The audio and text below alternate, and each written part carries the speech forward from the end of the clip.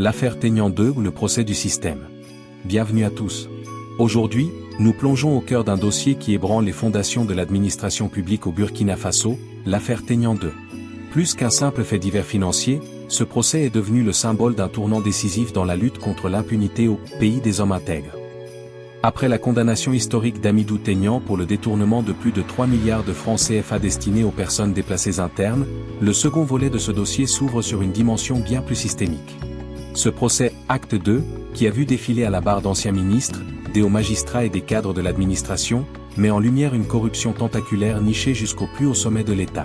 Comment des fonds destinés à l'urgence humanitaire ont-ils pu être siphonnés par ceux-là même chargés de les protéger?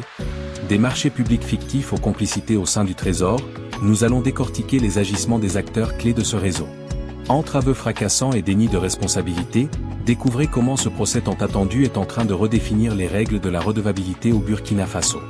Attachez vos ceintures, car nous entrons dans les coulisses d'un système mis à nu. Surtout abonne-toi et clique sur la cloche de notification pour ne rien rater de l'actualité burkinabé. Bonsoir et bienvenue sur Terre d'Info. Ce soir, nous avons une enquête exclusive. Oui, des révélations majeures qui vont secouer le continent. Restez avec nous pour ne rien manquer. Merci beaucoup. Alors, ce que ce procès nous enseigne, c'est d'abord la faiblesse structurelle de nos différents États face à la lutte contre la corruption. Parce que, comme je l'ai dit à plusieurs reprises, la lutte contre la corruption, c'est une lutte structurelle. Ce n'est pas une lutte conjoncturelle. Et l'exemple doit être donné par ceux qui sont au sommet. Ce qui se passe actuellement au Burkina n'eût été un régime révolutionnaire. C'est impensable il y a une dizaine d'années de cela. Ça veut dire quoi? Ça veut dire qu'il faut repenser les différents mécanismes de contrôle et il faut prendre la question de façon holistique. Dans un premier temps, même si ce n'est pas une raison, il faut reconnaître que le salaire des fonctionnaires est très faible. Même si déjà ça absorbe près de 40% du budget, il est très difficile pour un fonctionnaire honnête d'une catégorie moyenne de pouvoir se construire un logement en 10 ans sans passer par la corruption. Cela ne veut pas dire qu'il faut obligatoirement passer par la corruption. Mais voilà l'une des raisons. L'autre raison est que, même si vous prenez les salaires des ministres, pourquoi dans ce dossier, par exemple, il y a une ministre qui est impliquée? Parce que, généralement, les gens voient les postes de nomination comme étant des passe-droits, c'est-à-dire la façon la plus facile pour accéder à l'ascenseur social, surtout quand le président lui-même est corrompu. Parce qu'en réalité, en Afrique, la corruption se construit d'abord dans les palais présidentiels. Et l'impérialisme et tous les pays qui exploitent l'Afrique adorent les régimes corrompus, ils adorent les présidents corrompus. Parce qu'une fois que le président est corrompu, il est obligé de fermer les yeux sur les agissements de ses ministres. Martin Savadogo, ce n'est pas l'impérialisme qui vient nous dire d'être corrompu en Afrique, non, dans nos pays. Non, je dis bien l'impérialisme aime. Je n'ai pas dit que l'impérialisme impose. Mais la corruption, la dette et le sexe, comme le cas Epstein, sont des moyens utilisés pour dominer les pays structurellement faibles. Et c'est le cas au Burkina. Parce que ce procès, actuellement, il y a Camille, n'eût été les dénonciations, ce n'était pas évident que ce pot rose allait être découvert. Ça veut dire quoi? C'est-à-dire que les organes de contrôle et de surveillance, comme la SE, n'ont pas les moyens nécessaires pour débusquer les corruptions et les corrupteurs. Vous avez vu avec les caméras du CORAC, si la SE avait utilisé ce genre de moyens pour traquer la corruption, les agents de la SE allaient être traduits en justice et allaient peut-être finir en prison. Parce que ce ne sont pas des moyens réglementaires. Ça veut dire que dans l'ensemble, il faudra qu'on révise non seulement les textes, qu'on renforce les capacités des structures de contrôle, mais également qu'on travaille au niveau de l'éducation pour créer et pour former des créateurs de richesse. Nous avons un budget très faible, 3 000 milliards. C'est à peine le budget d'un secteur. Et aujourd'hui, la fonction publique n'emploie que 1% de la population. Et ces fonctionnaires sont très mal payés. Donc, tant qu'on n'a pas trouvé un mécanisme pour que le Burkina puisse exploiter ses propres ressources pour l'intérêt des Burkinabés et qu'on mette la probité et l'obligation de résultat en avant, bon, c'est bien. Déjà, il y a la volonté, mais on est très loin du compte. Cette question, ce qui se passe actuellement, et ce qui est important de souligner, c'est l'aspect pédagogique de ce procès-là. parce que c'est un procès en cours. Nous ne sommes pas habilités effectivement à nous prononcer sur un procès en cours, parce que je crois que les juges tranchent en intime conviction et selon les lois et règlements en vigueur. Et c'est le droit. Quand on dit le droit, il faut au moins qu'on respecte les droits que nous-mêmes nous sommes donnés. Alors, pour revenir à cette question pointue, moi, au-delà de ce que Martin Ouedraogo a dit, en réalité, nous sommes dans un pays de savane. Tout ce qui se passe là, actuellement là, moi je peux qualifier ça d'un procès de honte. Parce que les faits qui se sont passés, qui sont en train d'être racontés devant ces juges-là, c'est des faits qui se sont passés ou déroulés au moment où nous faisons face à ce terrorisme-là. Ça veut dire quoi? C'est des pratiques connues et issues de tout le monde. Alors, moi personnellement, en 2022, sur un plateau d'une télévision locale, je peux pas BF1, avec le cinéaste Rasmane Ouedraogo, que je cite ici de passage, nous nous sommes portés volontaires devant le peuple burkinabé, devant le ministère de l'Action humanitaire, pour donner des contacts. Je dis, ce n'est pas pour mener des enquêtes, pour donner des informations précises, calibrées sur des pratiques peu catholiques dans ce domaine-là. Des gens qui se sont érigés, qui ont organisé des lobbying, des groupes de mafia, au sein des communes, au sein des provinces, au sein des camps de déplacés, qui sont en train de détourner des cadres du ministère de l'Action humanitaire jusqu'aux personnes, jusqu'aux distributeurs sur le terrain. On s'est porté volontaire devant une télé de grande portée.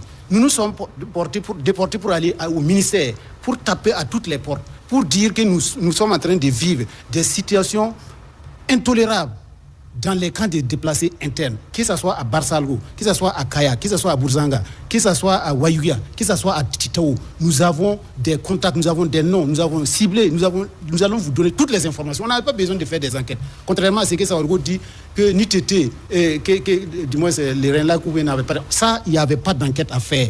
Il manquait simplement la volonté de mettre fin à ces pratiques-là. Depuis 2022, nous avons dénoncé avec des preuves à l'appui. Rien n'a été fait.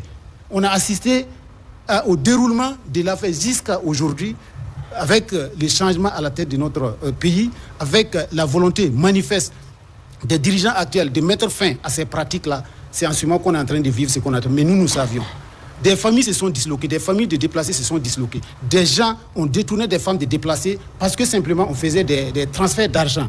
Les gens ont détourné des parcelles, des caches. Il n'y a pas ce qu'on n'a pas vu. Des viols.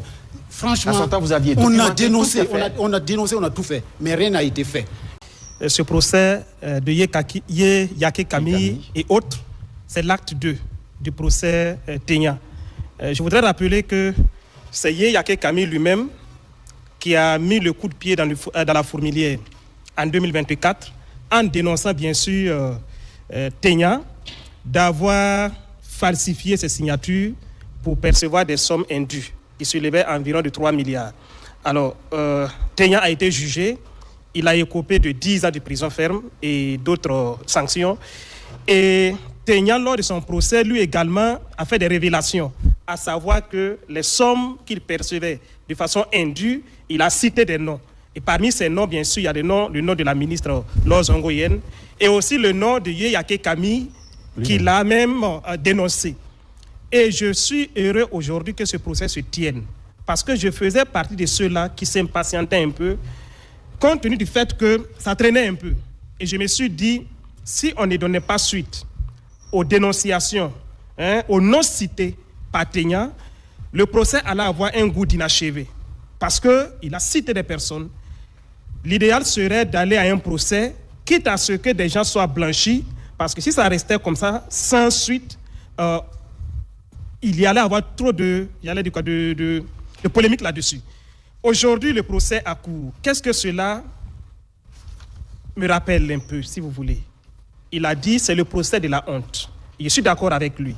Quand vous regardez tout ce qui se dit au palais, honnêtement, que ce soit l'accusé principal, Yake Kami, la ministre et autres, mais on a l'impression que l'argent, effectivement, était utilisé comme on veut, mais aujourd'hui, compte tenu du procès, chacun veut tabler sur le fait qu'on ne pourrait pas avoir de preuves concrètes telles que le veut la justice pour pouvoir les condamner. Sinon, quand vous écoutez les propos, si on sait que ceux qui écoutent également sont dotés quand même d'une petite intelligence, on est d'accord que quelque chose d'anormal s'est passé dans ce ministère-là.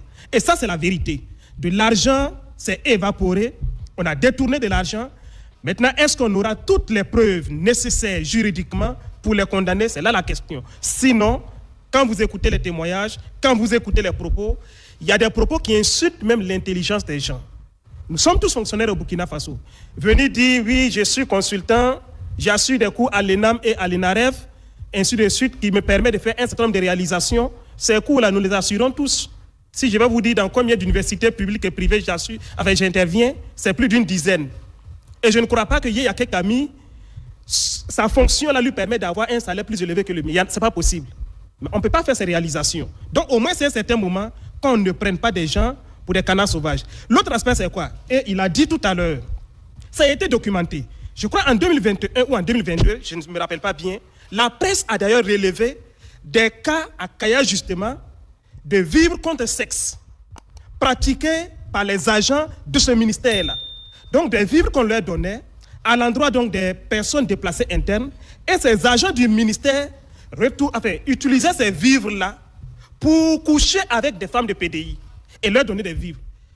Quand la presse en a parlé, rapidement l'affaire, on l'a étouffée et ce n'est pas allé quelque part. Mais regardez la période délimitée par ce procès.